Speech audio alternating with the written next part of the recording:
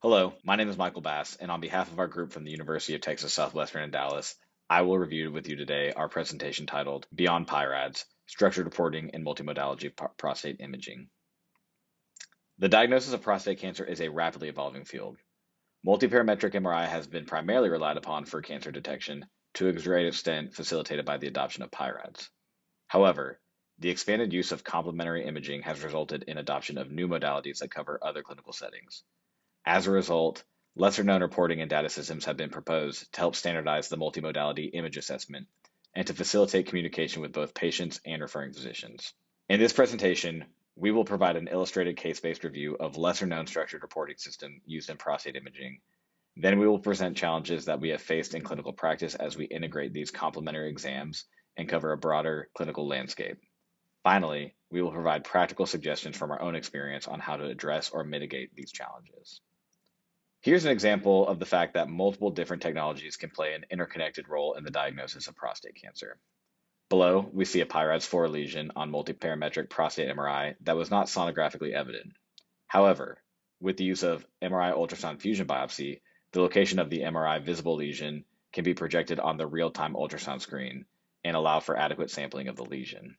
In this case, biopsy demonstrated a grade group 4 cancer with cribriform morphology. There's no question that by providing semi-objective interpretation criteria and a common language, PIRADS contributed to the widespread adoption of prostate MRI. Its success encouraged expert users and societies to propose additional structured approach for prostate imaging. This will be the first focus of our discussion. One of the newly proposed structured reports is the PRECISE scoring system, used in men on active surveillance undergoing repeat MRIs. Just a brief reminder, active surveillance is a management option to be used in men with low-risk cancer in an attempt to avoid the harms of unnecessary treatment. The goal of imaging is to provide reassurance to men and the providers following these men without concerning imaging findings, and vice versa, to raise red flags in cases where we find image evidence of more aggressive disease. PRECISE stands for Prostate Cancer Radiologic Estimation of Change in Sequential Evaluation. The scoring system ranges from 1 to 5. A score of 1, for example, indicates resolution of previous MRI findings. A score of 3 indicates a stable MRI appearance, and a score of 5 indicates definitive radiologic stage progression. The first example is of a 64-year-old with a rising PSA on active surveillance for grade group 1 disease. Baseline MRI, 1-year MRI, and 3-year MRI demonstrates an enlarging prostate without new evidence of disease. This case is consistent with a PRECISE score of 3. The second example is of a 64-year-old with rising PSA on active surveillance, also for grade group 1 disease. The 1-year follow-up exam demonstrates increasing conspicuity of a DWI and ADC lesion. One can see that the mean ADC value decreases from 0.875 to 0.615, suggesting disease progression. This case is compatible with a PRECISE score of 4, and repeat targeted biopsy demonstrated grade group 2 prostate cancer. The third example is of a 77-year-old with rising PSA on active surveillance for grade group 1 disease. The 1-year follow-up MRI demonstrated increasing size of a posterior midline peripheral zone lesion, concerning for disease progression. This case is compatible with a PRECISE score of 4, and repeat targeted biopsy demonstrated grade group 3 prostate cancer. Note that to qualify as PRECISE score of 5, there must be definitive evidence of progression, such as new extraprostatic extension or definitive metastases. The next scoring system covers the imaging of men who have been treated for prostate cancer.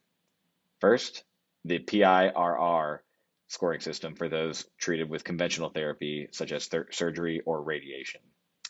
PIRR stands for Prostate Imaging for Recurrence Reporting, and as the PIRADS and the PRECISE scores do, it uses a scale that ranges from 1 to 5. When used in the post-radiation therapy context, as you can see in the area of the flowchart with a yellow background, DWI and DCE scores are combined to determine overall likelihood of local recurrence. The highest score of these two sequences prevails and may be upgraded from 4 to 5 when the complementary sequence also demonstrates concerning findings. When used in the context of prior prostatectomy, DCE is the dominant sequence, but may be upgraded based off the appearance on DWI sequences, as demonstrated in the area of the flowchart with a green background. The flowchart also offers details on what is the criteria for each of the 1 to 5 scores for each pulse sequence. In our first example, on the left, we see images from a patient who underwent prostatectomy with pathology indicating positive margins at time of resection. Dynamic contrast enhanced imaging demonstrates an enhancing 2 centimeter nodule in the right seminal vesicle on the same side of the positive margins. This is compatible with a PIRR5 lesion. Targeted biopsy confirmed grade group 3 prostate cancer. The second example is of a patient with prior brachytherapy. Diffusion-weighted imaging demonstrates focal marked high signal intensity on high B-value images and only mild hypointensity on ADC imaging at the original tumor site, compatible with a DWI score of 3. Because there is focal early enhancement in the same site on the original tumor, the DCE score is 5. Since the highest of the two scores prevails, findings are compatible with an overall PIRR score of 5 and biopsy-confirmed grade group 4 disease. The second of the two structured reports for post-treatment follow-up MRI is PIFAB, which stands for Prostate Imaging After Focal Ablation, a scale ranging from 1 to 3. DCE is prioritized first, then DWI, and lastly T2 weighted imaging. A score of 1 indicates that the clinical management should include continued surveillance. A score of 2 indicates that the clinical management should include correlation with PSA levels, with biopsy being recommended in men with concerning PSA curves, or otherwise continued surveillance. And finally, a score of 3 indicates that clinical management should include targeted biopsy. The first example is a patient with grade group 2 cancer in the left lateral peripheral zone, which underwent MRI-guided transurethral ultrasound ablation. 1-year follow-up exam shows a parenchymal defect without focal abnormality on any sequence, compatible with a PIFAB score of 1. The second example is a patient who had biopsy-proven left apical peripheral zone grade group 2 prostate cancer. The patient was also treated with transurethral ultrasound ablation, and the 1-year follow-up MRI demonstrated a small area of focal fatty enhancement with marked hypointensity on ADC, but not marked hyperintensity on DWI imaging. This is compatible with a PIFAB score of 3. Targeted biopsy confirmed grade group 2 disease, and the patient underwent salvage prostatectomy, with the whole mount histopathology confirming the location and extent of disease predicted by MRI. Another quickly adopted change in practice was the incorporation of PET imaging in the assessment of men with suspected or known prostate cancer. Initially, limited to assessing bone metastases through bone scans, nuclear medicine gained and continued to gain relevance after the development of new PET tracers, such as fluciclovine and PSMA. As a result, especially with PSMA, it is increasingly being used early for evaluation of primary cancer as an adjunct to MRI.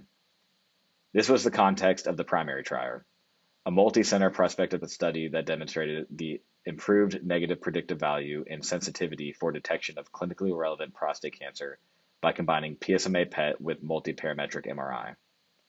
The primary scoring system, derived from the study group, proposes a scale that also ranges from 1 to 5. The score is based on the pattern, location, and intensity of PSMA uptake within the prostate.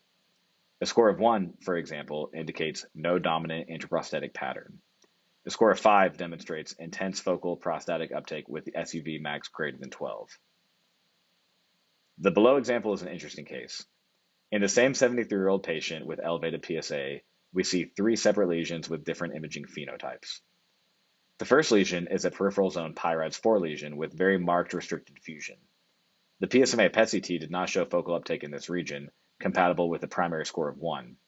However, the subsequent biopsy demonstrated a grade group 3 lesion. This demonstrates that PSMA PET-CT alone is not as sensitive for prostate cancer detection.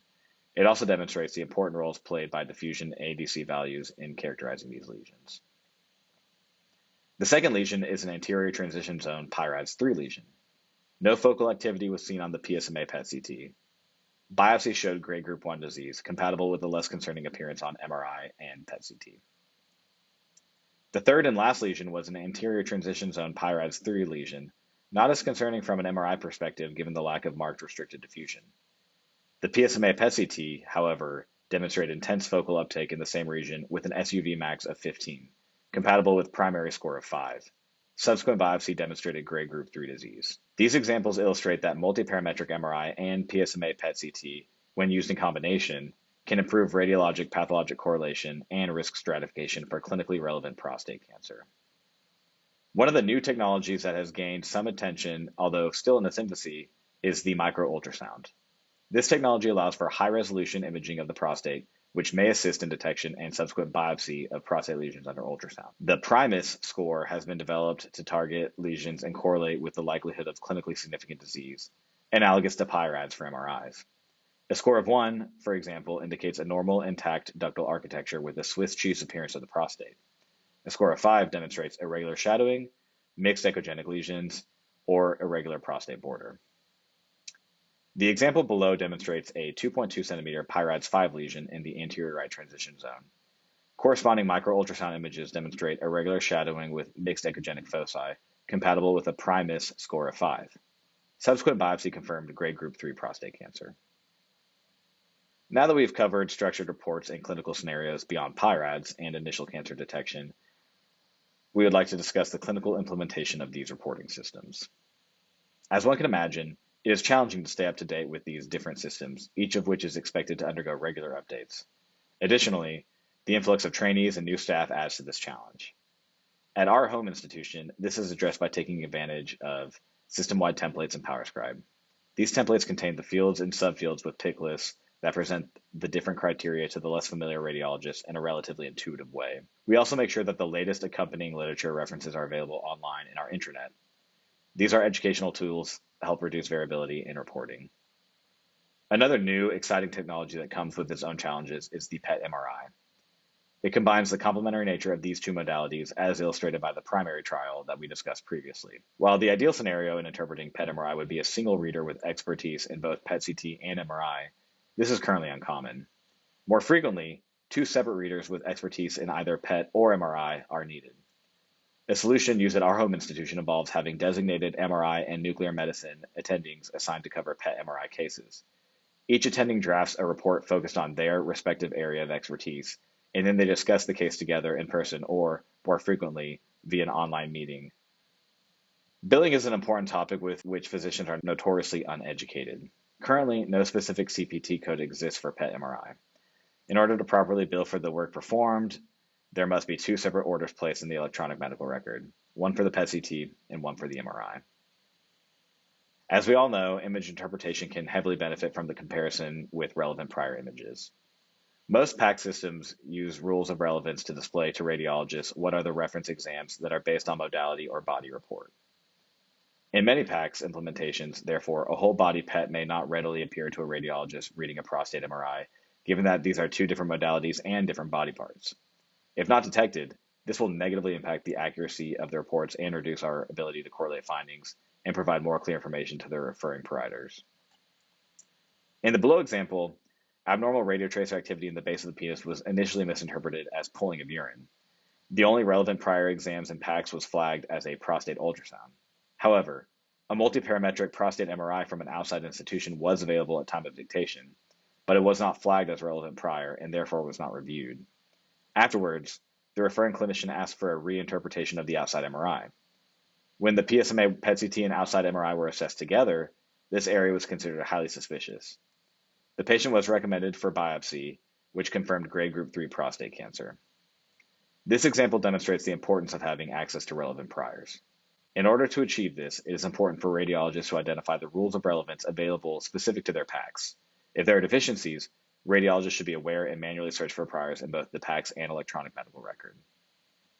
While occasionally images may be misinterpreted because of lack of access to relevant priors, several other factors contribute to missing cancers as well. An example are limitations intrinsic to a specific diagnostic modality. For instance, as shown in the first example, a PET-CT for evaluation of a 66-year-old man with rising PSA after surgery revealed a non-enlarged pararectal lymph node with avid PSMA uptake, therefore highly concerning for early nodal metastatic disease. However, on the contemporaneous MRI, this normal-sized node was not flagged as suspicious, highlighting a limitation of size-based criteria for identification of nodal metastasis by MRI.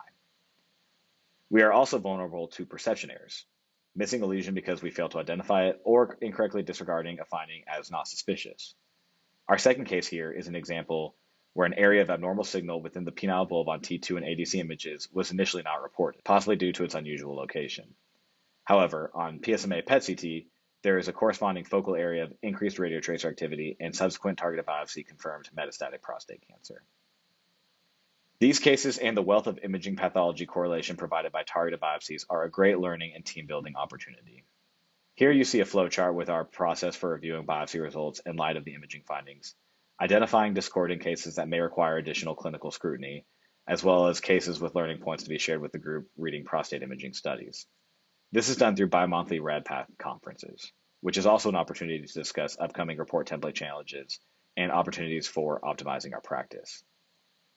Similarly, our group intentionally connects with our referring providers through regular peer learning sessions, most recently when we shared with the urology group our initiative on the prostate MRI image quality, educating them on the quality metrics included in our reports, how to respond to them, and what they could do to help us improve the quality of the care we provide to our patients.